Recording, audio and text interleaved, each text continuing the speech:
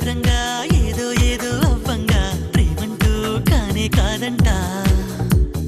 నిత్తంగా కొత్తగా ప్రేమను మించే పదమింకా మనదంటే కనిపెట్టాలట. వెన్నెలింత వేడిగా ఎండ ఇంత చల్లగా ఉండేలాగా చేసావే ఓ ప్రియా. చేదు ఇంత తీయగా బాధ కూడా హాయిగా ఉంటుందని నేర్పావే ఓ ప్రియా.